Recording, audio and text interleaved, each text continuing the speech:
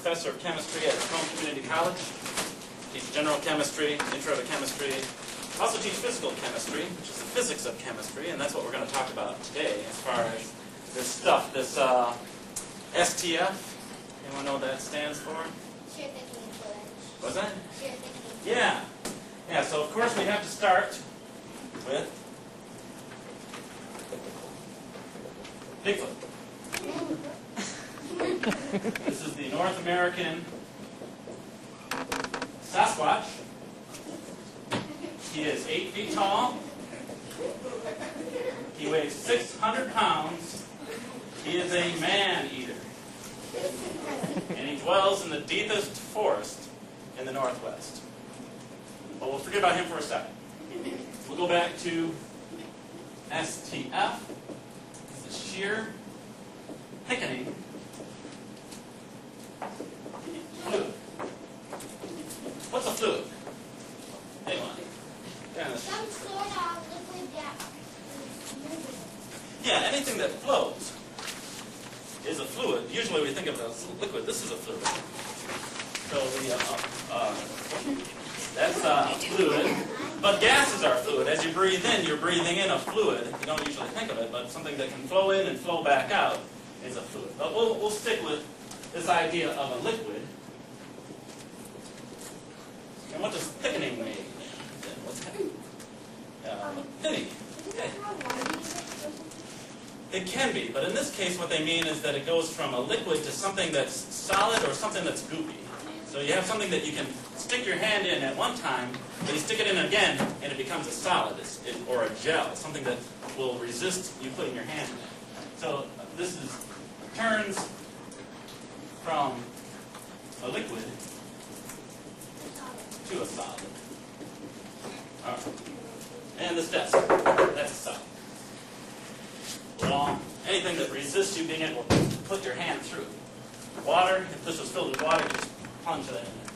Now the shear part, that's the tricky part. This is where one thing moves against another, and then there's friction. And let's look at that here. Now, I don't have this book at it. Right here, this is sitting there perfectly stable because it's straight up and down. But I can turn this slightly, and what keeps it on the book is called friction, right? You guys heard that term? So the more friction you have, the harder it is for something to move. So try these. I thought there was going to be 9 of you guys. Okay. Careful. Yeah, careful. These are not really strong. So just hold on to them. And I got those in some kids. Yeah, you know what they're called? And they broke it. Yeah, so be careful. You can break it later. But right now, let's. And I'll let you guys work with this one in a second. Now you put your fingers in. There's a finger lock. Yeah. Now what? Now when you get your finger stuck, what are you going to do now? And this is shear. This is where you have something that is pulling against. You're trying to move one thing against another, and there's friction, and it catches your fingers. Now, yeah, you guys are done, right? Yeah, careful. Yeah, these will easily break. But what you do is push in, and you know what to do here? And you push in, and then you hold it, and then you pull your finger. Yeah, the best if you turn your finger a little bit, that breaks that connection, that friction, and you pull right out. Just like that. So that's shear. You have your fingers, and you're trying to move against the inside of this thing, and that's the shear force. Oh yeah, fingers are free. It's hard to do with the baby.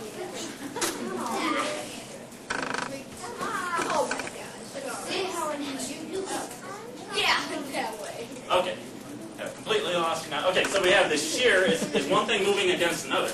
In this case, when you do that cornstarch thing, you guys haven't actually done that yet? No. That's where you're going to make this goopy stuff of cornstarch and water, and when you drive something into it, it'll resist it. It'll actually turn kind of into a solid. Yeah. I tried to put it in a water thing, but it didn't work. Yeah. You have to have it just the right concentration. If you just mix it in there, you have to get to the point where it's called saturated, where there's almost no more cornstarch will dissolve in there. That'll be at the point. Now, there's a technical term for that cornstarch Raise Bigfoot, yeah. Cornstarch plus water.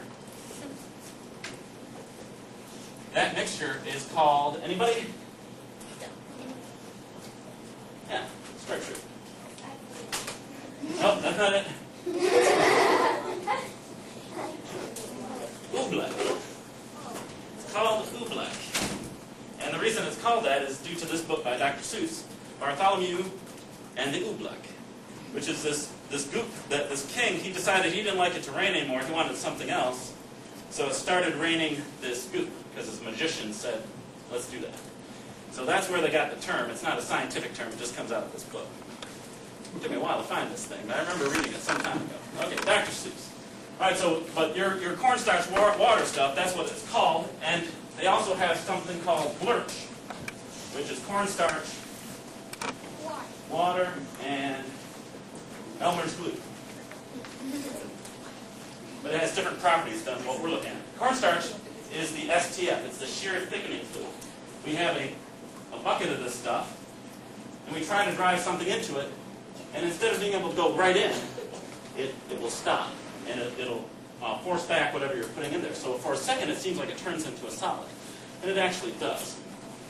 But before we talk about exactly what, well, let me say, starch, this comes out of plants. And this is a very long molecule. You guys know what molecules are? You know what atoms are? Yeah. Very small part. Put some of them atoms together as molecules. That's what everything is made out of.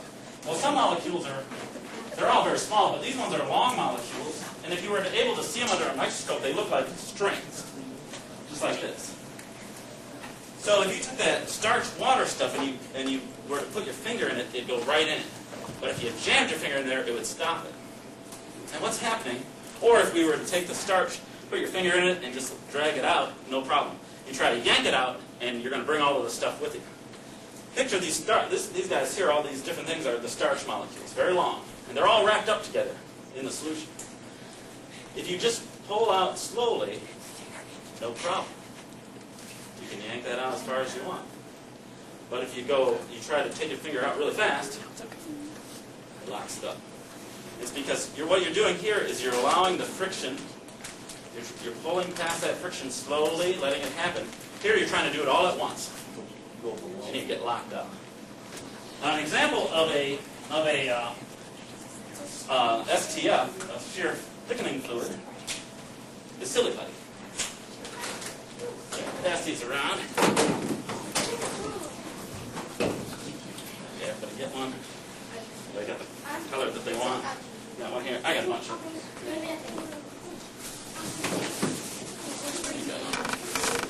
Everybody got? Okay, now. Was that empty? Okay. Yeah. All right, get out the silly putty.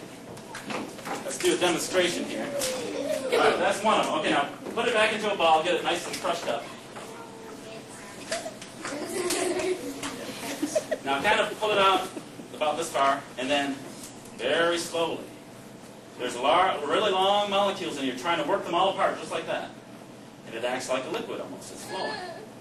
All right, now put it back into a ball, get it all crushed back up. So that's where it acts like a fluid. Yeah, now do the same thing again, but this time put all your effort behind it and pull as hard as you can.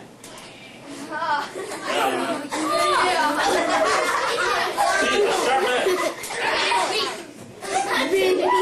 Yeah. Well, look at the edge. This is very sharp, and that's because it's acting like a solid, just like here. Okay, try this one. Maybe the yellow one. But you pull slowly. Those molecules are pulling apart just nice and gently. You pull it apart fast. In this case, you're strong enough to break. You're breaking quite literally trillions of molecules in half when you do that. Every time you do that, you break it apart. You're breaking trillions upon trillions of these silly putty molecules. Okay.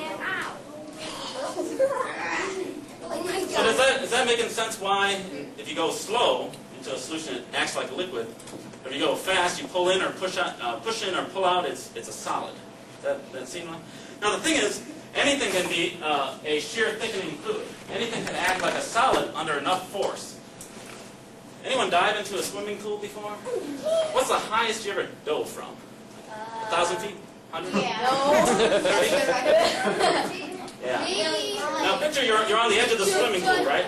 And you just dive in, and it's just a smooth dive in. It's really nice. What happens when you jump from 10 or 20 feet? And especially if you land on your stomach or it hurts. Yeah, it feels like a solid. And here's the reason why. Let's use Bigfoot as the example. Let's say Bigfoot, you guys are out on your playground, and there's hundreds of students out there. And Bigfoot comes walking through. What do you do? Here he comes. Do you take him on, or do you get out of his way? Get out. Take him on. Take him on. You take him on. He's 8 feet tall. He's going to just push you out of the way, no problem. He's a man-eater. But what if he comes streaking in like just a maniac going 100 miles an hour? He's going to come on, and Sean's trying to get out of the way. He can't. Boom, he grabs Sean. Boom, over. Boom, and now he's got like 30 kids that he's just plowing through them all.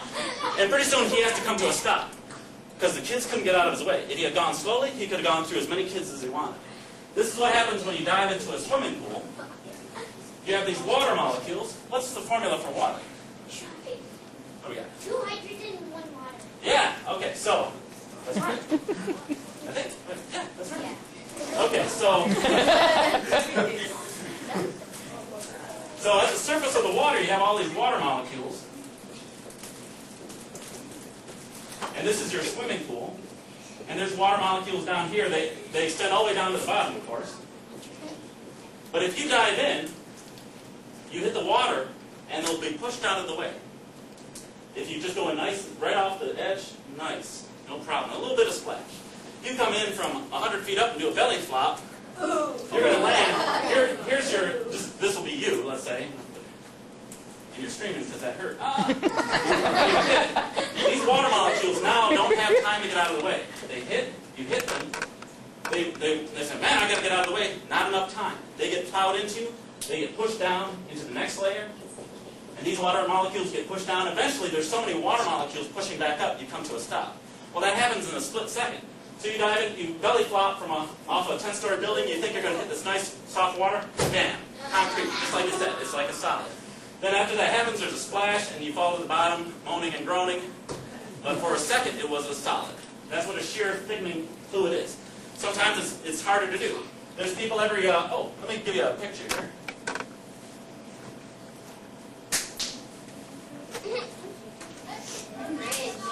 Yeah. What's that bridge in San Francisco? Anybody know what that one is? Yeah, I heard it in there somewhere. Golden Gate Bridge. Over the last century, there's hundreds of people that jump off this bridge, and they dive into the water. How many have survived? 0. None. Yeah, because when they hit this water, they're going about 100 feet a second. They're going much faster than when you jump 10 feet off in your swimming pool. When they hit this water, that water cannot move. Since the water molecules can't move, that's what makes a solid. Liquid molecules can move around. Solids cannot. So when they hit that water, it's as they might as well have just jumped onto a sidewalk because that's it for them. Okay, so you have a liquid. You apply the right forces to it. You can turn it into a solid just for a moment. After that solid is no longer a solid, then or after that force is gone, that energy has gone into it, it goes back into a liquid. So this idea of yours with the helmet, the safety net's really a good idea. And there's actually a company that has a STF that's called D3O that they've been thinking about as far as that for safety ideas. So that's the thing. You fall off your skateboard, you slam into the sidewalk for a moment, just for that. When you're hitting, it's a solid. It holds your skull intact. And then after that's over, then it's back to being a liquid. And that's it. And no Bigfoots in this area. I've looked. I haven't seen any. Any questions? And I've got one more experiment after that, but yeah.